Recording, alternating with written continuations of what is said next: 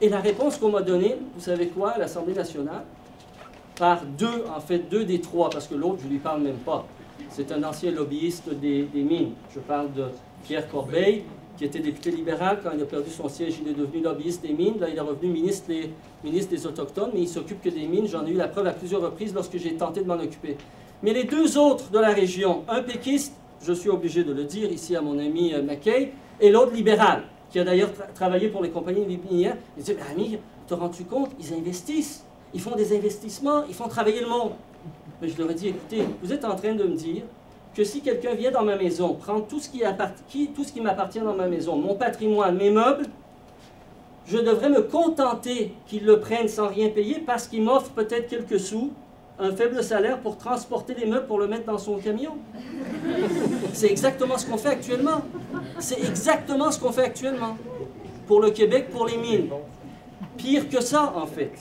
Pire que ça, en fait, c'est que même maintenant que le rapport du vérificateur général, et je vais terminer là-dessus, est déposé, ce qui va permettre à Mme Kirouac ou à d'autres de parler plus en détail de l'aspect humain, environnemental de l'activité d'Osisco à Malartic et cette mine à ciel ouvert, c'est au moment même qu'on les alerte, que le vérificateur général les alerte, il laisse encore une fois la situation perdurer au su et au vu de tout le monde en mentant délibérément à l'Assemblée nationale sur leur intention, soi-disant, d'aller chercher un peu plus de redevances minières. Et je vais vous décrire qu'est-ce qu'il y en est. Je n'invente rien, je me suis basé là-dessus, sur le plan d'affaires d'Osisco, déposé en décembre 2008 à peu près, je me dépêche.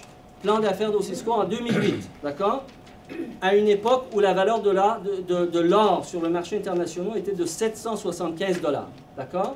Alors, Osisco stipule dans ce plan d'affaires qu'il présente à ses investisseurs que ça va lui coûter pour la production, l'extraction, d'accord?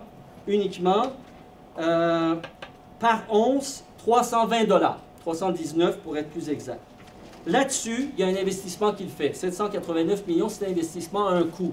Il le calcule, ce coût-là est de 146 $ l'once. Ensuite, il vient inclure là-dedans ce qu'il doit par la suite éventuellement investir pour garantir le capital, les frais, autrement dit du prêt, des emprunts, etc. Un autre 95 millions.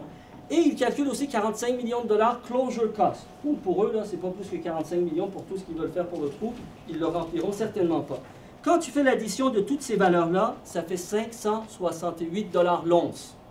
568 $ de l'once. On a dit que suivant leur propre calcul, ils comptaient vendre ça à 775. Je ne parle même pas des 1000 $ actuels, là, 775. Faites la différence, ça fait 170 $ l'once. Là-dessus, le coût des redevances est inclus, parce que le coût avant redevance est de 320 et le coût après redevance est 332 dans la production.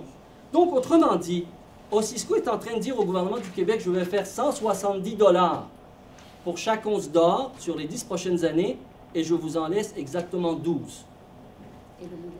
Et le mot de la fin, c'est que 12 sur 170 $, et c'est non seulement pas 12 $, le 12% escompté, c'est quoi? C'est à peu près 4%, et ça c'est à la valeur déclarée au mois de décembre, c'est-à-dire que ça ne tient pas compte du fait que l'or, graduellement au cours des années, surtout dans les 10 prochaines années, va graduellement augmenter, alors que la plupart des autres prix, suivant leur propre affirmation, vont rester stables, ils ont inclus les coûts d'augmentation.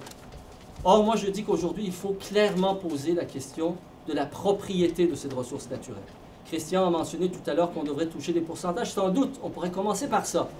Avant d'avoir une politique plus claire, peut-être de nationalisation des ressources naturelles, il faut voir qu'est-ce qu'on peut faire. Mais ce qui est certain, c'est que pour un pays développé, démocratiquement développé, alors que l'Iran d'il y a 60 ans ne s'est pas contenté de 16%, alors que le Chili de Salvador Allende, il y a 40 ans, ne s'est pas contenté, on n'a aucune raison de nous contenter, même des 12%, s'il fallait qu'un jour ils payent les 12%. Il faut poser la question des retombées réelles de l'activité minière au Québec, parce que imaginez que si on avait des retombées un peu plus importantes, de l'ordre de 50% de la valeur sur le marché, pour ce qui est par exemple de l'or dans le cas d'Osisco, mais on n'aurait pas besoin de creuser un si grand trou, d'avoir un mine à ciel ouvert, ce que tu as appelé les... Open pit, là, non, les high intensity, high output, quelque chose comme... Bon, fort tonnage, faible teneur, même si c'est une faible teneur, on pourrait étaler son exploitation plutôt que sur 10 ans, sur une centaine d'années, avec beaucoup plus de retombées pour la société québécoise. Merci beaucoup.